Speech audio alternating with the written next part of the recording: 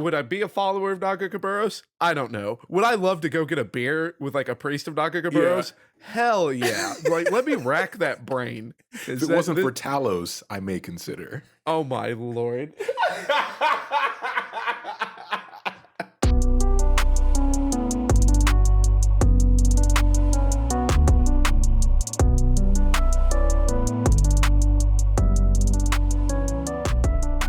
Welcome to Casuals of Runeterra, episode 82. I'm your host, Ryan, here with your other host, Hedge. Man, we really churning these out, aren't we? Yeah. Once a week for how many years now? Or sometimes multiple times a week. Yeah, I mean, we're over 100 episodes. I think we mentioned that in the past, which is obviously unbelievable, but we wouldn't have without you guys listening. So that's awesome. And you know what? We love you guys for listening. And if you want to listen to more, how do they find us? They find us by housekeeping. Yes. Up top. Always. You can listen to us everywhere. So if you're listening to us somewhere and you don't like that, you can listen to us somewhere else. You can send us an email if you want to get in contact at podcastcore@gmail.com. Visit us at podcastcore.com for all of our info. And then follow us on any platform or all the platforms because that would help us with discoverability. And then leave a like there, a follow, comment, wherever you're deciding to listen, and a short review. That helps a lot. But the easiest way is to tell a friend to undergo the ultimate test by listening to the Casuals of Runeterra podcast. That's right. The ultimate test, letting a tentacle go through your body. That's it. That's it. There's no other details. All right, tune in next week. Yeah, we're talking about Illaoi again. We promised you that after her episode, her bio episode, go listen to that. We wanted to talk about a story because it goes so much deeper into her character, which is a very interesting character. Especially, I remember when she came out, everyone was shocked. And then when they revealed her story, they were even more shocked because it added so much to the world that after she came out, we got more about like the Runation and the Harrowing and everything, how that revolves around like the Buru. We got more Buru people talked about. I mean, we started getting Buru cards. So it really opened up another side of the world of Runeterra that we needed. Yeah, and it also kind of gave us more answers to the questions that they posed before, like with the champions released before Illaoi, similar to Fizz and Nautilus, where when we have episodes on them, and you know, we still kind of floated the question like we didn't actually know, but Illaoi kind of gives us more answers of like what is actually down in the water, what's going on in the oceans near Bilgewater, and Illaoi's kind of has an intimate knowledge with what's going on there without really revealing too much anyways. So it's a lot of fun intrigue, a lot of fun questions. And the story that we're going to dive into today really kind of spells out why it's so much fun. Like we really get a lot going on here, not only with Illaoi, but a little bit of a spoiler. We get another champion in this story too, a champion that we have covered that doesn't have a lot of backstory, and we're gonna get an idea of what the backstory is for that champion, but you got to stay tuned to figure out who. Yeah, we alluded to him in the last episode as well, but let's hop into it. This one is a pretty long one. We'll try to make it brisk as always and move through it, and we'll hop between some dialogue and just some details, but this story is called The Burden. So we start with part one here. It opens up with a Hierophant trying to convince Illaoi to leave Bilgewater and return to Buru. So she doesn't want to, and the reason is because currently Bilgewater is in a state of harrowing. There's a lot going on, but not just harrowing because it is Bilgewater. There's some political intrigue going on as well. And when I say political intrigue, not as organized as you would expect. We're not talking about like West Wing. We're talking about Yeah, Yeah. we're talking about Bilgewater. We're talking Yeah. about the politics of a essentially a pirate nation.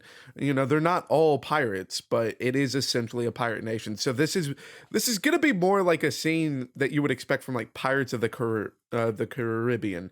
I went to say Caribbean, and that just turns my spine. It's like I'm not. I refuse to submit myself to Disney's pronunciation.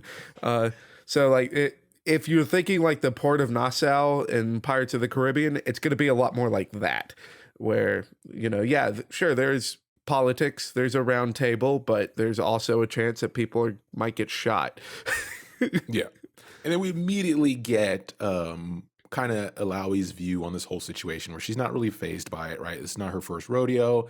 And she's kind of looking, we get a lens to how she sees these men around her.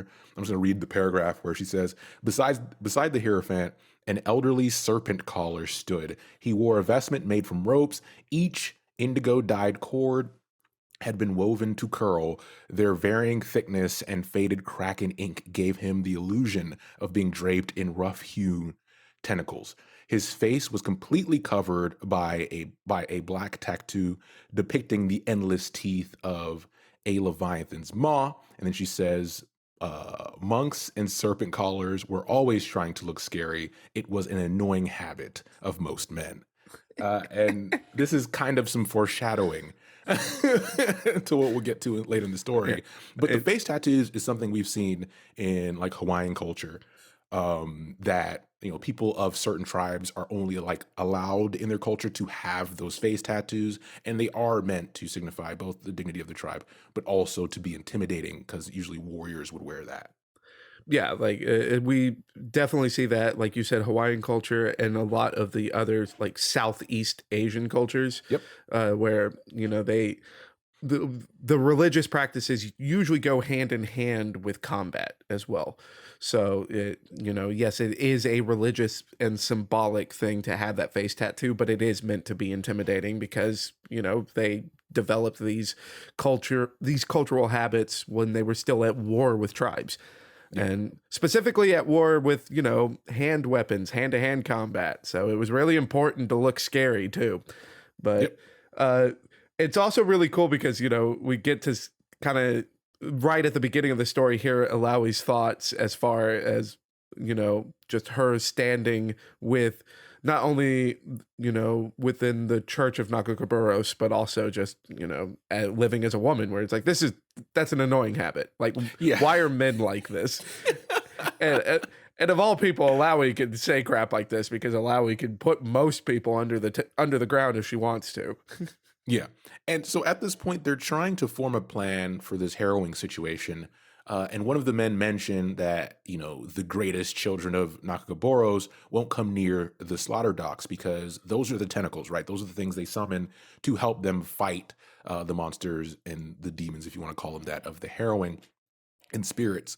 But due to the stench of the docks, they won't allow it. And because with the slaughter docks, as they're named, they're really carefree, just like the pirates that use them. So they never clean them off, they never take care of it. It's just kind of there. It's always covered in blood and guts.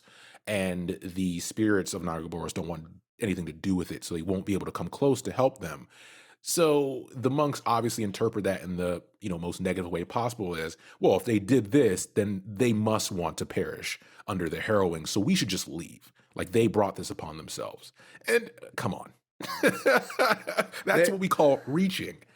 Pun I intended. mean, it's definitely reaching. I like that. That is just taking like the ignorance of someone else's culture to your culture and just Yes. twisting it to fit your own needs. Because these guys are very clearly saying they don't want to risk their necks for people that aren't theirs. Yeah. That's really what this boils down to.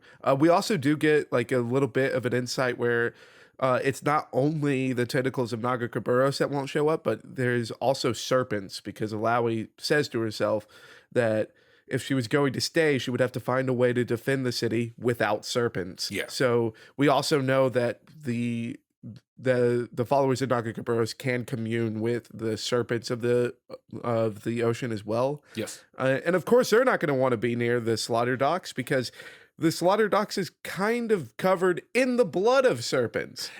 Check out our Pike episode for details on that one. Yes, yes. And how to write underwater. But I digress. So we then get the appearance of our cameo here, which is some of her men dragging in an injured gangplank. And one of the Hierophants mentions, he's like, you know what we should do? Let's place him in front of Nagakaboros to be judged.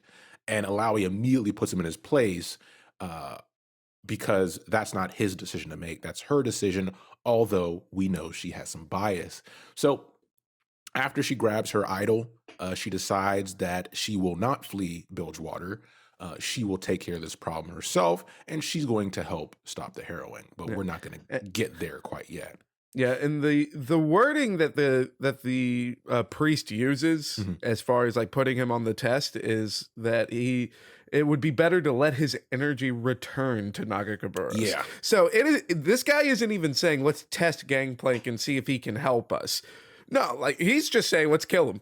Like that's his goal here. So like they're clearly at odds with Ilaoi's decisions involving Gangplank. And we're going to find out why, Ilaoi kind of, hesitates with Gangplank when she decides to walk over and see what the cat dragged in. Yeah. So we then find out Alawi has kind of like a reminiscing moment where we find out that they dated for a long time ago. Well, a long time, a decent period of time. But up to the point where we're at now, they've broken up for a while and they also haven't seen each other. But she still had a bit of lingering feelings for, as she puts it, that stupid old bastard, which is the perfect way to describe him. And she does like not only have feelings, but she even specifies that she had loved him once, which really just kind of, brings home the point of the stupid old bastard because I'm sure a lot of people have loved someone that they would consider a stupid old bastard. I Oh, think that's yeah. something we can all relate with. Everyone is guilty of that. And then she mentions that, as she's heading down to, talk to him, when she heard that his ship did explode, she feared for the worst, right? She thought that was the end. And this is, how it was. He's gone, he's dead, finally, since that was the path he was on. So she heads down to where they dragged his body. He's limp. He has a broken arm, broken ribs, but he's still kind of snarling like a wild creature, is what she says, because he refuses to die, which once again is another great trait of Gang. Uh, and so she asked him what happened. And the main crux of what he thinks is that during all this confusion, Misfortune, which is another call out here, uh, was responsible for the explosion on his ship, that she took advantage of the situation. Um, and she had other people help her as well. Yeah, so the wording here is it was misfortune had to be working with those two alley whores. And they sank it, and sank it would be the dreadnought. And like I'm really excited as far as just like this call out here because this is a call out to the harrowing short story, which is really modest to say short story because I think it's like three different short stories that make up the harrowing tale. Mhm. So the two people in question, a spoiler for that is it's Twisted Fate and Gangplank. Or not Gangplank, Twisted Fate and Graves. Yes. And so it would be a lot of fun as far as like covering that because there's a lot of like high priority people in Bilgewater during this time. Yes. And this is kind of off to the side of what's happening there. So it would be really exciting to dive into that short story later. Yeah, and we've talked about Twisted Fate, so go listen to that episode definitely to give you the crux of his beginning, because his story is mainly focused on how he gets to Bilgewater versus what he's doing there. We will have more stories in the future that will go deeper into that, especially with the stuff that we've gotten, like Hedge mentioned. Um, but at this moment, like you said, he refers to the two alley whores, and then she's like, "Listen, I don't care about your ship," and then he goes off. Right? Like he's like, You were always telling me to move on, to head back out to the sea. I needed a boat. And she was like, you only need a canoe for the sea. You don't need a warship to do that. And then he screams, this is my town, which it's kind of incoherent, possibly because of his injuries, because he's gangplank, probably drunk. But he's kind of starring these things out. And we get a side shot of the monks and the priests reacting to this because they're eating it up because they can't believe how he's speaking to Illaoi. But this is how they feel that they should be able to speak to her based on how she treats them. It's one of those little things you can feel up to this point, just how disrespectful they've been, kind of giving her the side eye type approach or talking out the side of their mouth versus Gangplank just being very direct about not agreeing with her, right? Right. And this is also like it's important to see this because it is Gangplank, on his last leg, right? And the only thing that's driving him is regaining control of Bilgewater. Uh so it's kind of weird because this is kind of, if you want, you could think of it as like the final scene of like a villain giving a monologue in a movie like Yeah. right before they die.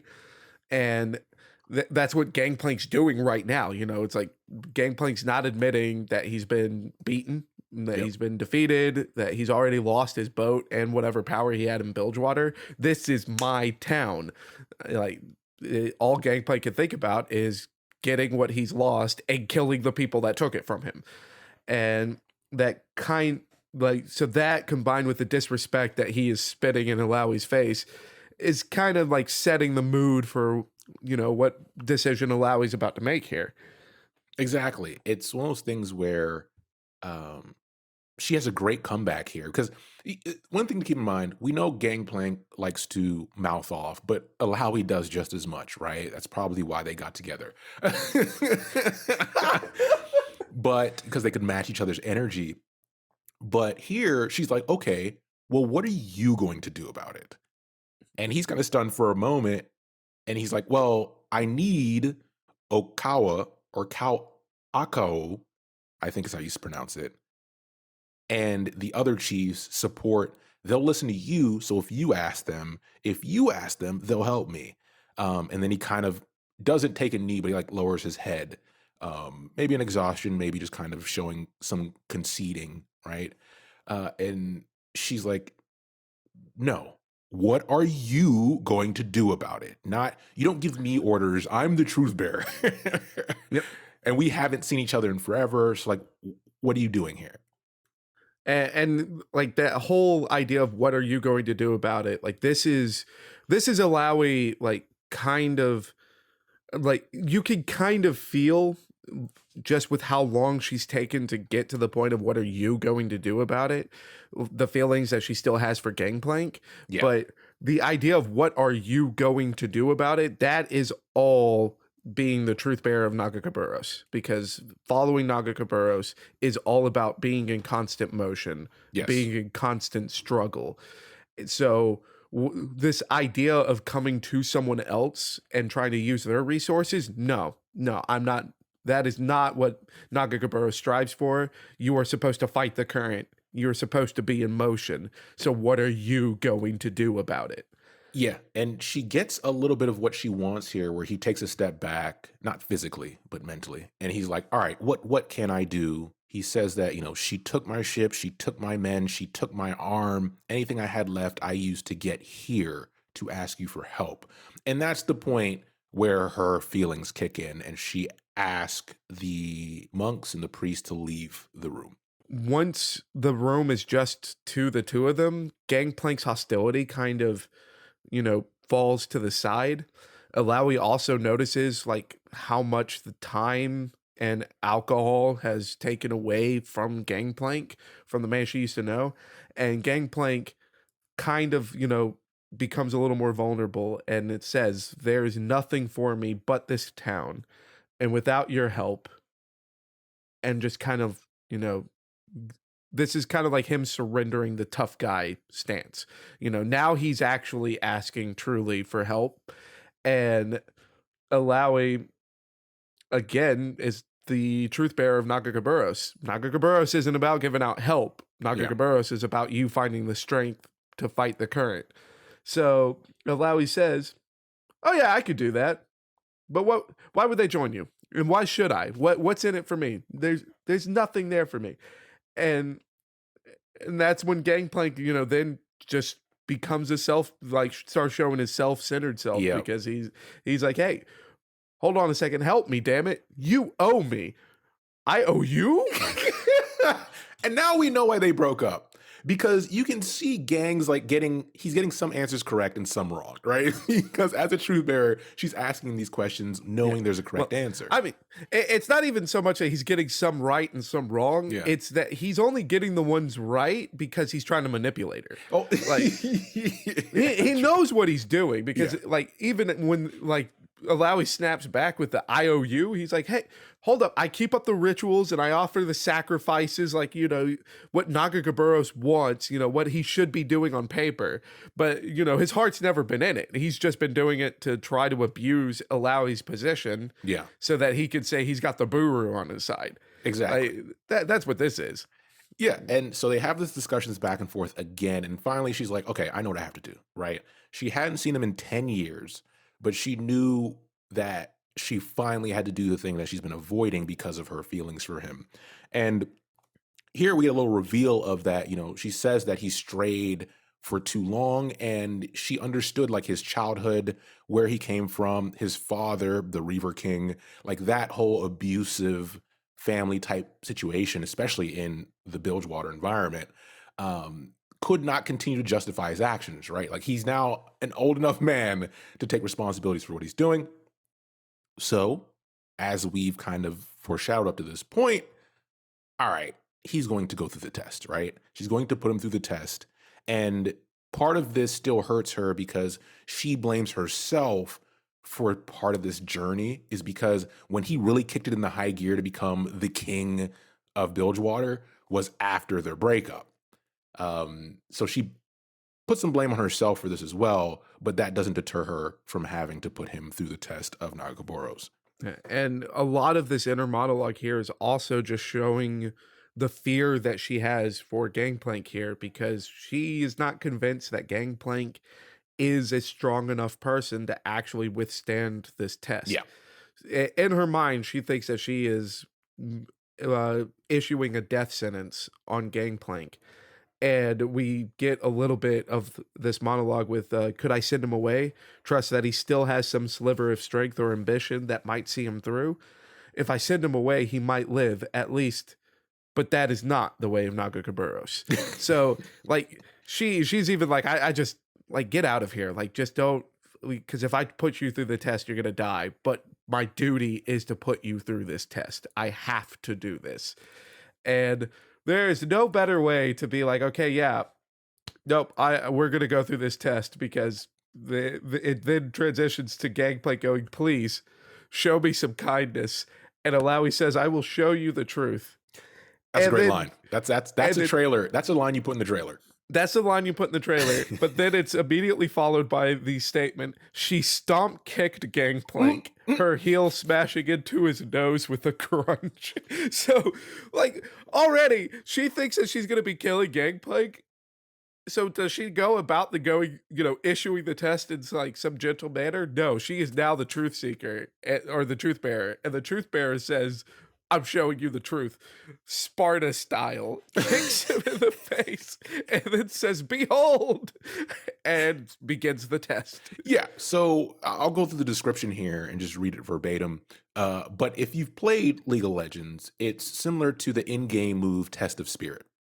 That's exactly what you're seeing happen here. That happens to him. So after she yells, behold, she reached out with her mind and called forth the energy of the mother serpent as she swung the giant idol forward. A glowing mist vomited from the icon's mouth, and swirls of blue-green energy formed around the mother serpent's face, solidifying into ghostly tentacles. Touched by gold, these tentacles, or these tendrils, were as beautiful as sunrise over water and as horrifying as the darkest undersea abomination. More tentacles grew from the icon, replicating around the room as if born from some unknowable mathematics. As exponentially, they grew larger, and somehow each one's growth seemed to hold all the promise of horror of the world. And then we get Gangplank screaming, "No!" Which is, listen, this is the perfect description of in-game. Because this is exactly how you feel. The moment she ults, you're like, get the fuck out of here. Run! Run! And it's even, and you know, like, because if you've been ulted in League of Legends by Illaoi, like, not only is it a thing of like you screaming no and trying to run for your life, but the right thing to do as a teammate, if you watch one of your allies get ulted, is you run from them too, because they're sprouting tentacles Yeah. everywhere. So and there's no one's going to help you. You Yeah. are trapped. You are here by yourself now. So it really is just like a beautiful description of how she plays a game here. But it also sets the story perfectly of just like, okay, nope. Like you either pass this test or you die a horrible, horrible death. Like those are the two options. Yeah. So we get Gangplank screaming here, but at this point, you're not stopping this process, and then you get this outer body experience. So we get the pulling of the spirit out, and then the summoning of the tentacles. Then you get the outer body experience, which is similar to the leap of faith ultimate that we talked about, where you get to see Gangplank trying to get back to his what's this greenish soul to then reabsorb it. And it mentions here that not only was she kind of teary-eyed watching this, but she wanted to look away. But unfortunately, as a truth bearer, you have to witness the full test. You can't just give up halfway through, because that is part of the ritual itself. But Gangplank, ever defiant, ever the main character, his beaten frame after getting pummeled by tentacles, as many of us have in game, stands up, rises, and says, "I will be king," and then begins to take one step, one foot in front of the other, and then he proceeds to his glowing soul and merges back into it. Yeah. So Gangplank reclaims his soul, or to fit it more perfectly with what was said by the other priest, he reclaims his essence. Yes. Like it is not given to Nagakaburos. And now we have the final statement as far as Alawi speaking to him, which is, "You are in motion." So again, Nagakaburos is all about, finding that will to struggle, to constantly push back Yeah. against what is being thrown at you, and to constantly be in motion. You're always moving forward. So like this statement is, kind of more like the Gangplank came here, like, to beg for help and everything, Mhm. and it's now what Alawi's given Gangplank isn't help, it's just the power to not need help.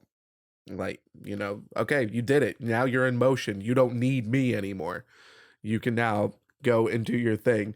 But it's gonna come at a cost, because Gangplank, like we have I'm just gonna read this part Mhm. in verbatim, which is, "Gangplank stood inches from his former love, glaring at her. His back arched and his chest swelled with sweet air of resolve. He was the proud captain once more. He turned and walked away from her, no less injured or limping, but his stride now held its familiar boldness. Next time I ask for help, just say no."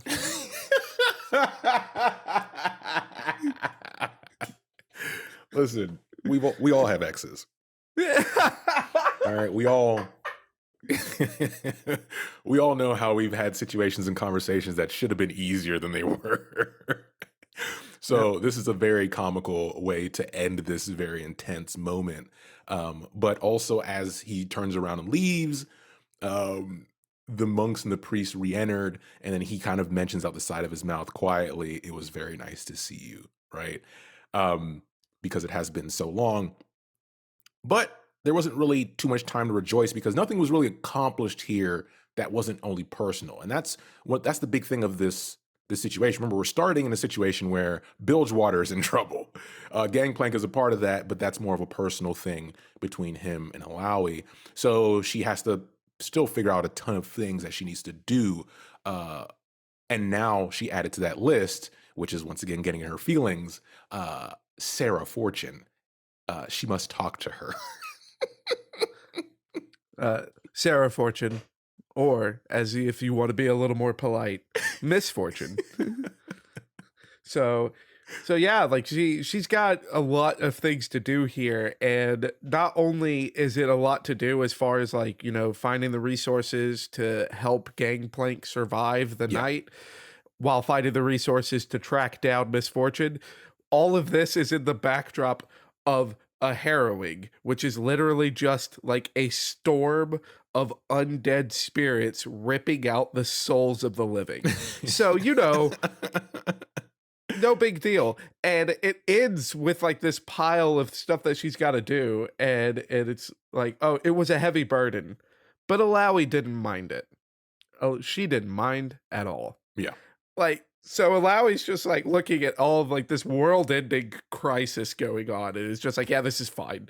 If you've seen like the meme of like the little cartoon dog sitting at a table with his coffee and the house is on fire, that's Illaoi, except Illaoi actually means it because she's a badass. Yeah.